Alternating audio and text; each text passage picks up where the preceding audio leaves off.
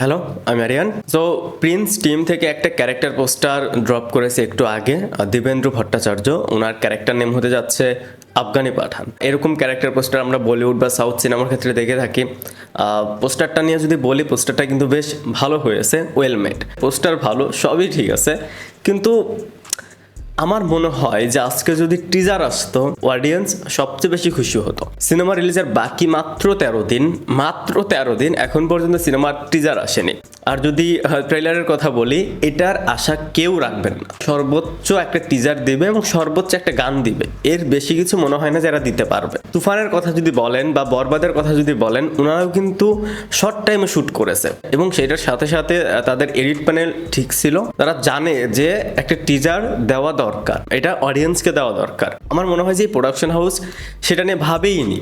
এখন দেখেন অন্যরা যেভাবে বলছে, চাইলে সেভাবে বললে তো আপনারাই খুশি হবেন যে মেগাস্টার শাকিব খানের সিনেমা টিজার যদি নাও আসে বা ঈদের পরের দিনেও যদি টিজার দেয়, এরপরেও ঠিক আছে। এই কথাটা যদি আমি বলি, তাহলে আমি জানি যে সব পজিটিভ কমেন্টসই আসবে, বাট এটা তো আসলে আমাকে দিয়ে হবে না। সবাই যেভাবে বলছে যে টিজার না আসলেও চলবে, একদিন পরে আসুক বা ঈদের আগের দিন আসুক, কোনো সমস্যা নেই।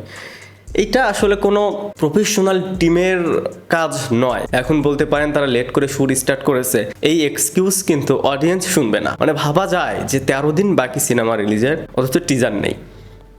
আর ট্রেলারের কথা তো এবারও বাদ। শুধু এই সিনেমা না, প্রিন্স নাম বাকি সিনেমাগুলোর কথাও আমি বেশ কয়েকবার পেজে পোস্ট করে জানিয়েছি যে ওনারা কি শুরু করছে। মানে কারো টিজার নেই, তেমন কোনো প্রমোশন নেই। আপনি যদি দেখেন গত কয়েক বছরে যতগুলো সিনেমা রিলিজ হয়েছে, মানে ঈদের এক মাস মানে পুরো রমরমা, মানে এই রমজানের এক মাসে কোনো না কোনো কন্টেন্ট তারা কিন্তু দিত, এবং যেটার কারণে ঈদের সিনেমাগুলোর যেরকম একটা আমেজ তৈরি হয়, সেটা কিন্তু আগে থেকেই হচ্ছিল। যে সিনেমাগুলো টিজার গান দিচ্ছিল সেগুলো নিয়ে কিন্তু বেশ ভালো আলোচনা হচ্ছিল। এখন দেখেন যারা প্রিন্সের টিজারের অপেক্ষায় রয়েছে, তারা মানে বোকা ছাড়া আসলে কিছুই না। প্রিন্সের টিজার যখন আসবে তখন শুধু প্রিন্স নিয়ে আলোচনা হবে। তারা যদি ভাবে যে প্রিন্সের টিজার আসার পর আমরা টিজার দিব, এটা বোকামি ছাড়া আর কিছুই না। এই যে একটা গ্যাপ যাচ্ছে, এই সময় যদি কোনো সিনেমার টিজার আসে, তখন কিন্তু পুরো আলোচনাটা সেই টিজারটা নিয়েই হবে, সেই সিনেমাটা নিয়েই হবে।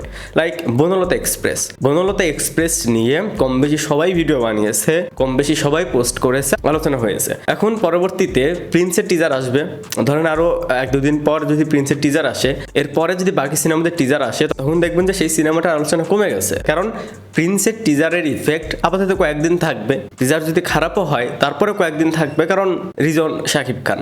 স্পেশালি আমি বলবো রাক্ষস টিমকে। মানে আমি জাস্ট কয়েকটা মেয়েদের সাথে হৃদয়ের ইন্টারভিউ দেখলাম, মানে জাস্ট ইন্টারভিউ দিয়ে যাচ্ছে, অথচ কোনো প্রমোশনাল ম্যাটেরিয়াল নেই। তারা কেন দিচ্ছে না? সিনেমার কাজ অনেক আগেই শেষ। মানে একটা সত্য কথা বলি, যদি আপনারা এটাই ভেবে থাকেন যে প্রিন্স দেওয়ার পর আপনারা দিবেন, তাহলে ভাই সিনেমা বানানোর দরকার নেই, প্রোডাকশন হাউস রাখার দরকার নেই। যদি এতটাই ভয় কাজ করে, ইনসিকিউর ফিল করেন যে এটা আসলে ওটা খেয়ে দিবে, তাহলে তো আসলে যেটা বললাম যে আপনারা ইন্ডাস্ট্রি এগিয়ে নেবেন কি, উল্টো আপনারাই পিছিয়ে দিচ্ছেন। এই ধরনের মেন্টালিটি যেসব ডিরেক্টর, যেসব প্রোডাকশন হাউসের থাকবে, তারা কখনোই বড় জায়গায় যেতে পারবে না। কারণ যদি এরকম একটা ইনসিকিউর ফিল করে নিজেরাই নিজেদের কন্টেন্ট নিয়ে, নিজেরাই নিজেদের কাজ নিয়ে। যাই হোক, এটাই ছিল বলার। এখন দেখা যাক বাকিরা কবে কি দেয়, সেটাই এবার দেখবো যে তাদের কি লাভ হলো এতদিন অপেক্ষা করে এই প্রমোশনাল ম্যাটেরিয়ালগুলো নিজেদের বাক্সে বন্দি করে রেখে। ভিডিওটা দেখার জন্য অসংখ্য ধন্যবাদ। এই চ্যানেলে যদি প্রথমবার মতন হয়ে থাকেন, তাহলে প্লিজ সাবস্ক্রাইব। বাই।